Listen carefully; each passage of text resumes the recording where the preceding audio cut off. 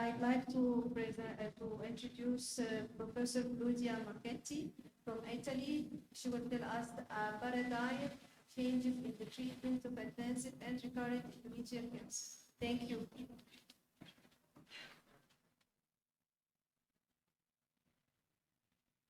So, good evening. Thank you again for the presentation and for the invitation. I will discuss how we have changed the way of treatment of recurrent and advanced endometrial cancer, and I will try to skip something because Professor Taskiran has already mentioned. So we know that there is a difference from endometrial cancer and the other cancer because the incidence is increasing, and for a long time we have treated these patients in a very, very simple way, especially in the recurrent setting. You have already seen how the molecular classification has changed our view, and how, especially at the beginning of the disease, we have different category risk, and then also we have tried also in the adjuvant setting to change something, but we are still in the phase of studying.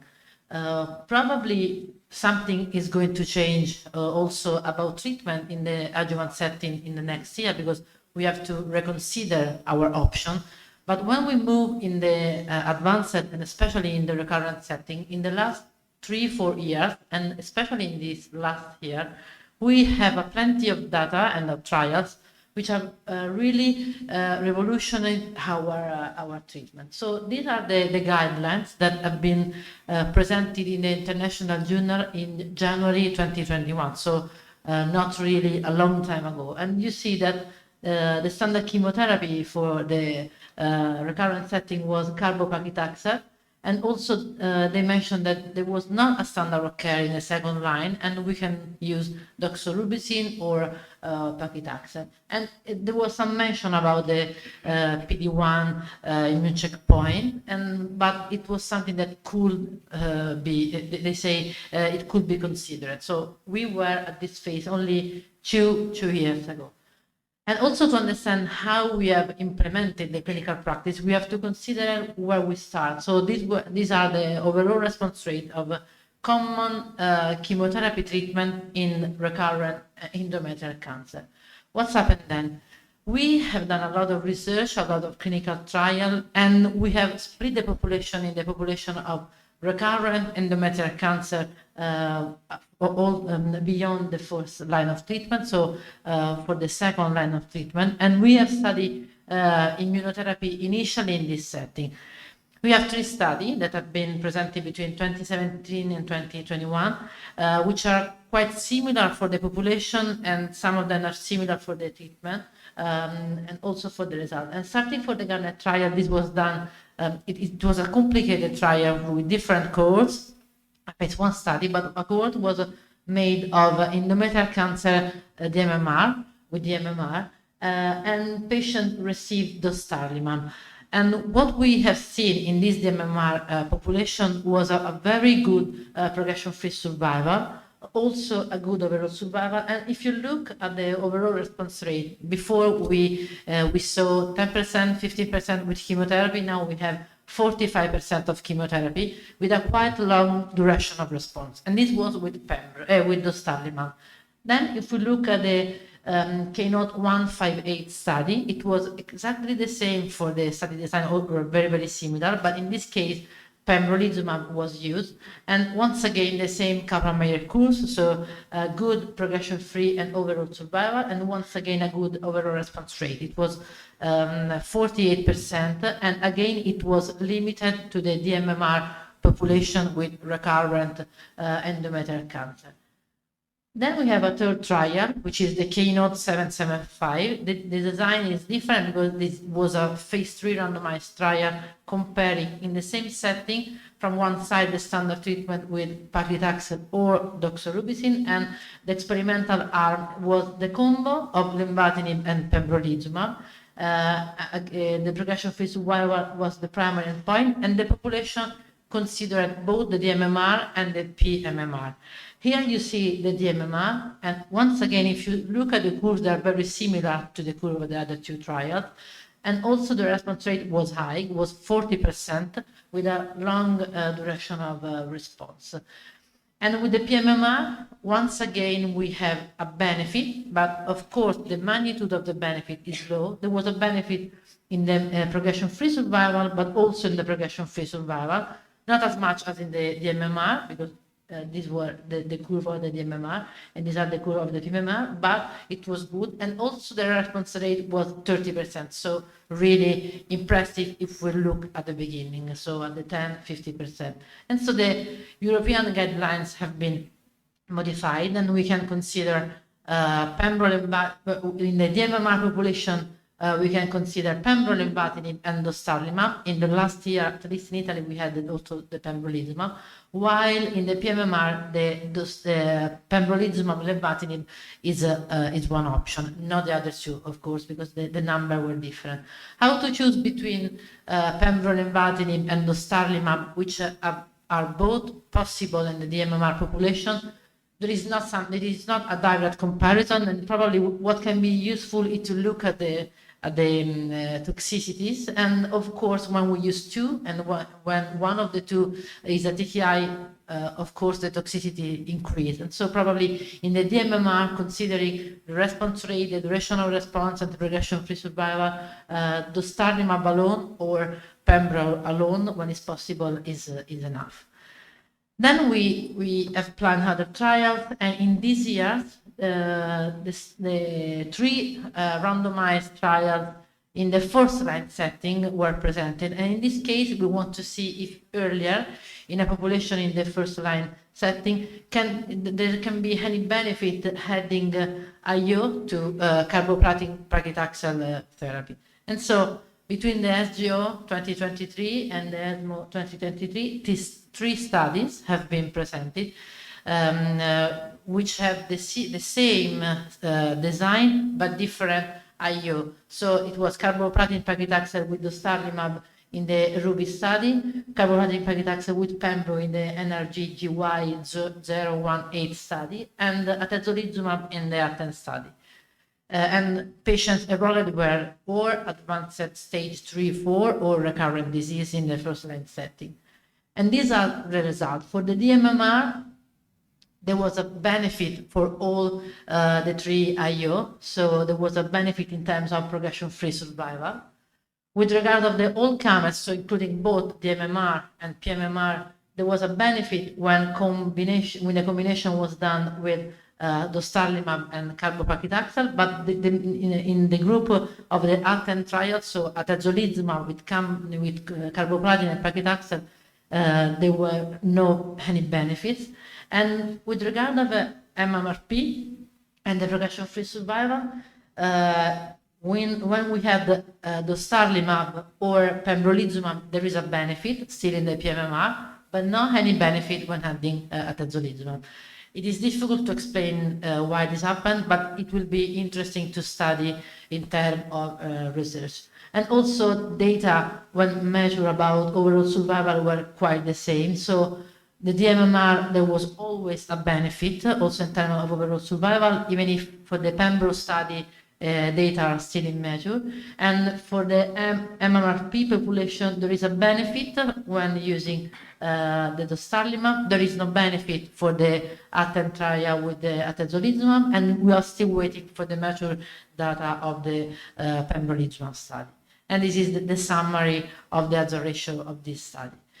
So recently also there is also the confirmation 1 month ago about the overall survival data of the dostarlimab. So we can conclude that there is a new possible standard of care in the first line. So adding at this point the dostarlimab, but probably in the near future also something else will be added. And of course, if we will use immunotherapy at the first line, at the moment we are not able to use immunotherapy in later lines because we have no trials reassuring us on that. So there are some trials ongoing. Of course, there are incredible studies, but also some questions that remain unsolved, at least in my view. And first of all, what is the role of chemotherapy, at least in the first-line setting? Because if we look at the curve, this is the Kaplan-Meier curve of the Ruby trial, so carboplatin, paclitaxel, and dostarlimab. It is quite clear that at the beginning the curve completely overlap until 5-6 months. And you know that at the 5th or 6th month, we stop chemotherapy and we carry on with immunotherapy. So it is unclear if this chemotherapy is really necessary. And there are 2 trials which are currently ongoing and are investigating this issue. So the other question is, do we need to do immunotherapy to all comers, or maybe we can focus on some? And you have seen that, of course, the MMR is the population that probably we prefer. In this context, probably the sub-analysis of the Ruby trial, which you have already seen with Professor Taskiran, was helpful. And it was really surprising that not only the DMMR, but also the P53 mutated patients achieved a great benefit in terms also of overall survival when receiving dostarlimab together with chemo. While in the NSMP, apparently there is no any benefit. We call this population altogether PMMR, but they are different inside. And so probably there is something more that should be investigated. Can PARP inhibitors help in this context? It is unclear, but still at the ESMO has been presented the data of the DUO-A trial, which similarly to the DUO-O that we have seen before in ovarian cancer, use the combination of durvalumab with olaparib together with carboplatin paclitaxel, again in the first line setting. And the primary endpoint of these 3 arms randomized trial was the progression-free survival of the control arm with the only durvalumab, and the control arm with the arm in which durvalumab was added to olaparib. So 3 arms, one which with durvalumab and olaparib. And the study was positive because the combo of durvalumab and olaparib with chemotherapy was the best if we look at the intention to treat population. But then if we split the population in DMMR and PMMR, we see that the greatest benefit was not in the DMMR, but in the PMMR.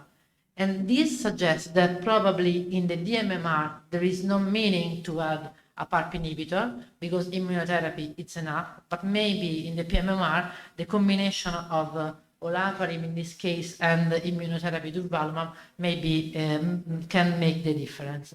And so probably there is something that we can investigate further. There was also another study presented at the ESMO this year using PARP inhibitor in the overall population. This study was not positive in the overall population, but there was a benefit adding olaparib as maintenance after chemo with carbopaclitaxel in what was called HR deficient patients with a P53 mutation. So again, this population can benefit from immuno, but also from PARP inhibitor, and this can be relevant for actually not for treatment, but we hope that this can be a treatment for a selected population, but also that can be object of study. And so probably if we had a PARP inhibitor in the P53 mutated population with or without immune therapy, but also if we had a PARP inhibitor in the population NSMP, maybe we can increase the survival of these patients. And there is another study ongoing that wants to combine dostarlimab with niraparib and carbopaclitaxel. What else about IO or PARP inhibitor? You have already seen with Professor Fagotti and Professor Taskiran that within what is called the copy number high population, so the P53, 25 of them can have an overexpression of HER2, and so this may become a target. And when we have used this as a target, and this is a quite not old study, but 5 years ago it was presented, when we used trastuzumab in a population which overexpressed the HER2, there was a benefit in this study of advanced stage 3 and 4 and recurrent endometrial cancer. There was a benefit in terms of progression-free survival and overall survival. And recently we have the confirmation of the possibility to target the HER2 overexpressing cancer with trastuzumab deruxtecan. And you have already seen this study. What is important to underline is the response rate. that is very, very high, especially in those who really overexpress HER2. It is 84.6%, which is unbelievable. Remember that we have seen at the beginning of the slide 10-15% in the endometrial cancer population. Lastly, the SIENDO study. You have already seen this with previous presentation. This is a new drug, an oral drug, and this is also positive, and which is able to increase the concentration of p53 wild type within the nucleus, because it is an inhibitor of the exportin. And we have seen good result, especially in a p53 wild type population, and within the p53 wild type population of the pMMR patient.